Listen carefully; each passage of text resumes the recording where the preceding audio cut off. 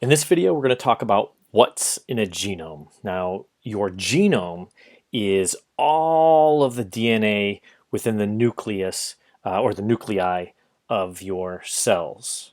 And so we can start to sort of break down the sort of sequences of DNA within your genome. Now, your genome is broken into chromosomes.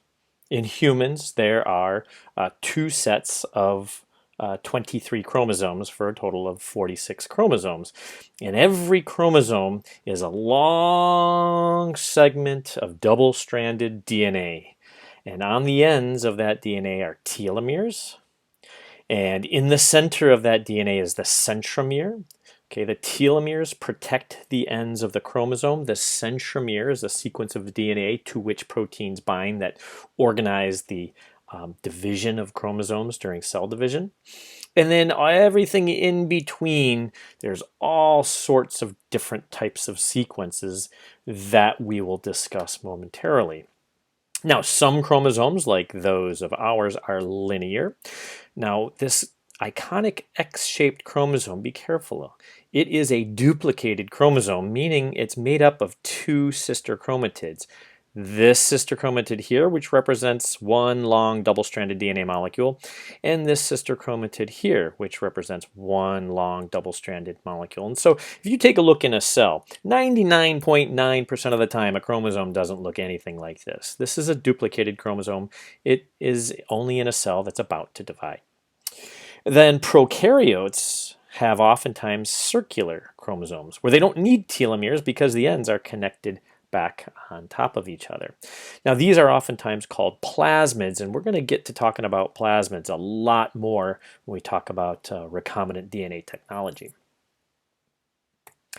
Now when we look a little bit more closely into the sequences of DNA that will appear within a chromosome, what we're going to find are genes. And one gene is one unit of transcription. That means it is going to be transcribed into RNA. And if you look a little bit more closely at a gene, what you'll see is it's broken up into introns, and that's blue. Okay, and exons are blue, and introns, which are gray. Now, it's the exons that are going to go on to encode protein, that are going to go on to be functional. The introns are going to be spliced out and never reach the cytoplasm of the cell. And yet, even though the exons are the more important, the more functional part of a gene, they only represent about 1.5% of the human genome. The introns are clearly much bigger, but again, they will be removed. And we're going to look at all of this much later in the course.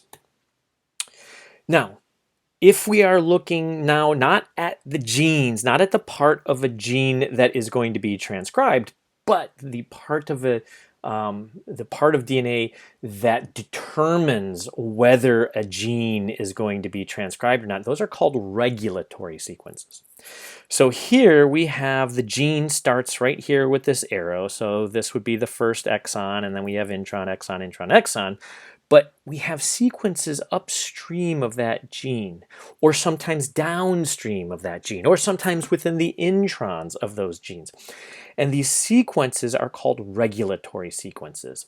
They are sequences of DNA that transcription factors are going to bind that will either turn on genes, meaning activate transcription, or turn off genes, turn off transcription of genes.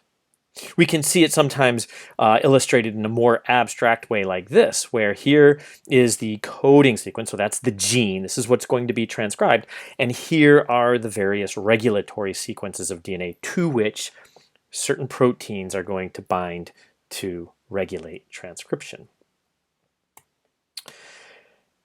But for the most part, the highest percentage of the type of sequence that we see within a eukaryotic genome, especially in our genome in humans, are repetitive sequences.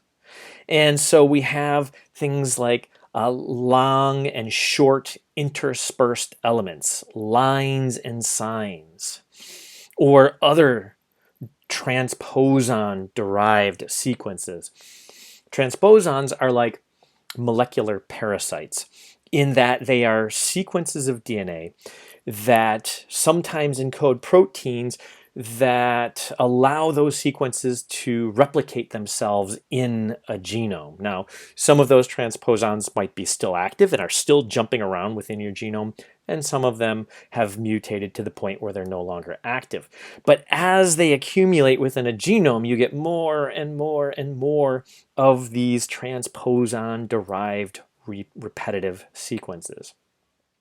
There are also simple sequence repeats, like AG, AG, AG, AG for tens or hundreds of duplications.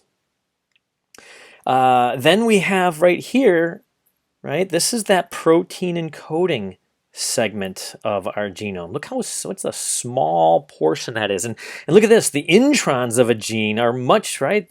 So when you take a look at a gene, well, over 25% of that gene is intron. The other tiny percentage right here is exon, is the protein encoding portion. So the genome is made up of lots and lots of repetitive sequences. Now, let's take a look at a portion of the genome of increasingly complex organisms. So we'll look at Escherichia coli, E. coli. This is bacteria. Okay, they're a prokaryote.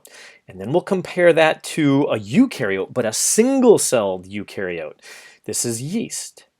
And then we'll compare that to a multicellular eukaryote, but an insect. That's fruit fly.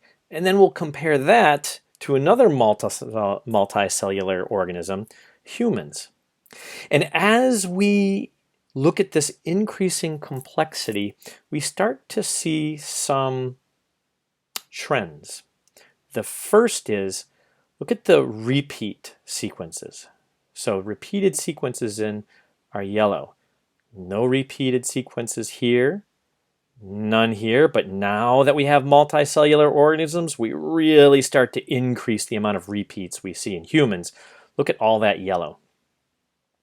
The genes. Let's take a look at the genes. Our gene density decreases.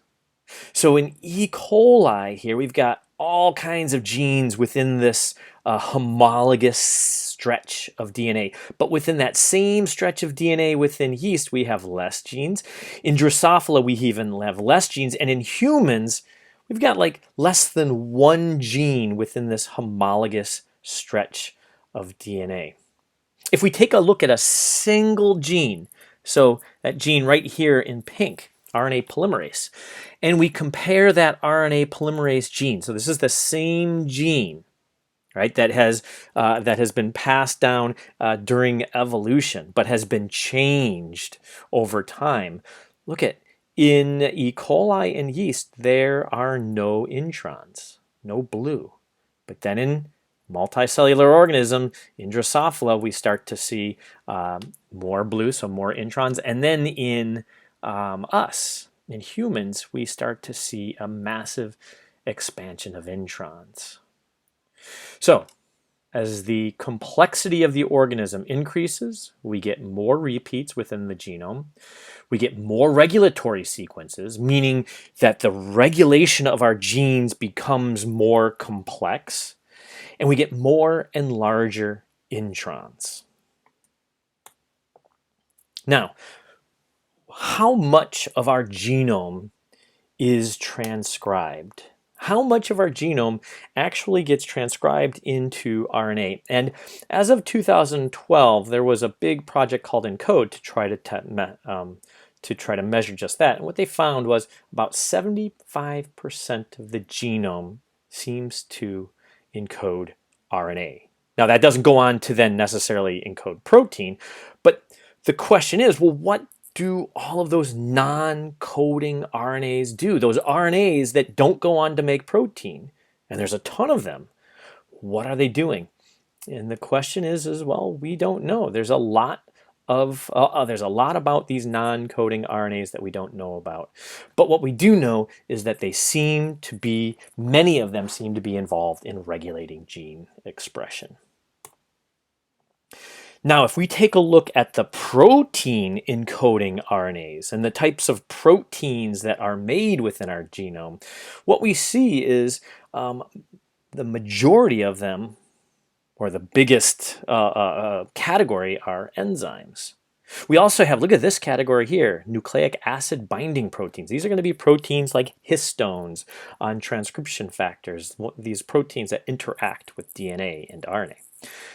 But take a look at this. There's a lot of proteins within our genome that we still do not know what the function of them are.